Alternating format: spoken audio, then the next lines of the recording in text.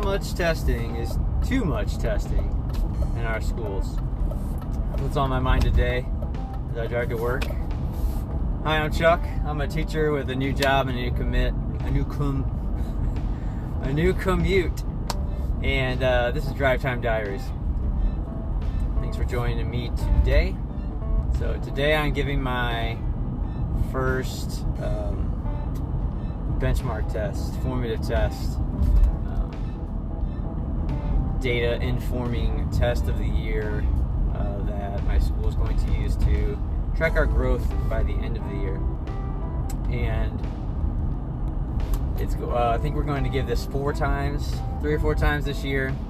This is on top of the ACT that juniors will take.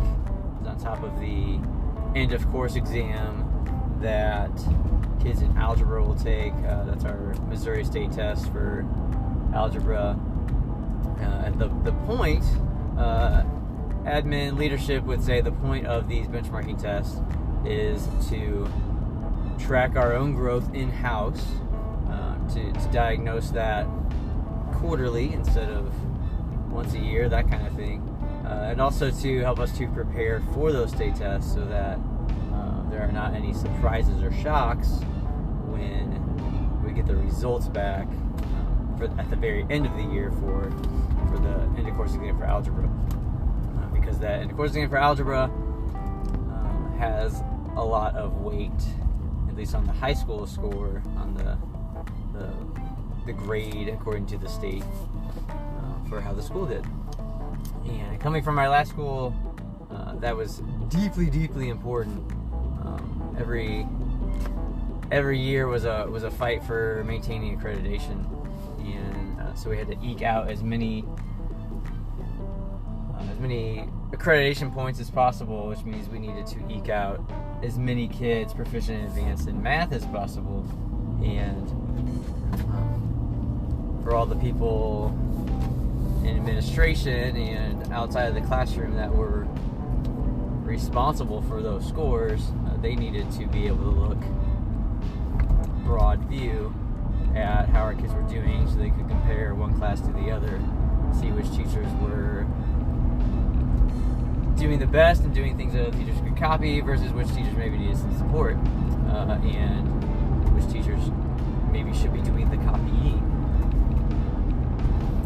And so there was one year in our last district where we were going to give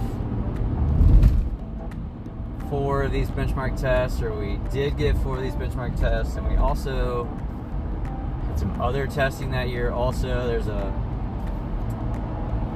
intervention platform that we use from a company that the kids work at their own pacing on, filling gaps in math, and that program has its own separate benchmark test that the kids have to take also. And then there's just the unit assessments that I have to give, and so I'm used to giving lots of tests, lots of diagnostic tests, unit tests, these benchmark tests, and using that data and having these meetings and these conversations, and looking at it myself to see which standards we are strongest in and which standards we are not.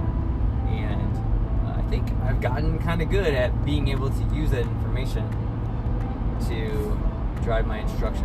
A lot of it had to do just being immersed in the expectation to do that the last several years, and the other algebra teacher at my last school was really good at putting kids in that testing environment and using that for their advantage to have amazing results at the end of the year. And I learned a lot from him.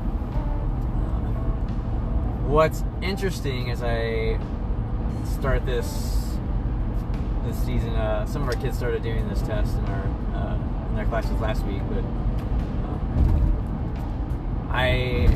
from what I understand, the testing culture at my new school is much less pervasive than it was in my last district, and teachers are still saying that we're testing too much, and I just think that's kind of funny because it's apparently really just relative. And I have been indoctrinated and immersed and trained in a culture of high testing and high accountability, and in a culture now that this is new. And so I am very excited because I've been looking for things that have been comfortable the last 2 weeks in the classroom and haven't found a ton yet. Going from middle school back to high school, from a majority, quote, gifted population to a more, quote, regular population of kids. And there's been a lot of things that have been different, which I talked a lot about in the last episode, episode 11. So, given this little benchmark test today, I am pumped for some comfort and excited to figure out how these data reports work for this new platform, and to see what standards we need to work on and what's ahead of us. Because I'm also of the belief and conviction that the only way to get through an Algebra 1 curriculum is to not waste your time trying to teach the whole book and trying to focus equally on the whole book, and that you have to lightly touch on something so that you can spend a good minute on some other parts. And you either have to know your kids very, very well, or be, I guess, an expert on the level that I am not, or something, in order to know specifically what you need to stay on and what your kids know and what they don't.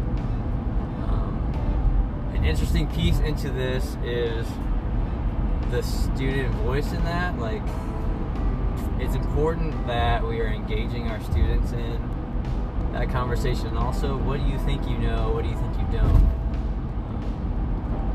And I think the more that we have that conversation with kids, the better that they get at assessing themselves. But I think in an ideal world, maybe, perhaps, you could ask kids what they need to work on and focus your time there. I also think that kids don't always have the big picture view of the whole year of algebra, or what they've done in 8th grade or pre-algebra coming into algebra, what they have to know next, what things they'll see again first semester of algebra 2 versus the things that they will see in geometry and get better there. So there's also an element that I've seen that I know that a kid's at a place where they're at proficient on that standard for an Algebra 1 student, but that kid doesn't know enough about that content that they want to. So it's a conversation and a give and take that you have to have with the student to let them know that, hey, we're cool on this now, and we got to focus on the next piece. And what I like about having that data from these benchmark tests is I can use that data, benchmark tests, and other smaller little mini tiny assessments on specifically those standards or that question to show kids, yeah, see, you do have this piece, we can move on to the next thing. So that's what's up with me today. Testing. This is probably definitely be talking about testing more at several points through the year, maybe, as different things happen, and as I get into MAP prep time, Missouri Assessment Program, in March and April.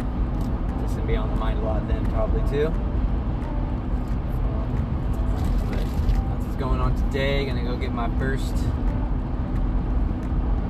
formative assessment, see where the kids are at, and see what to do with that data next.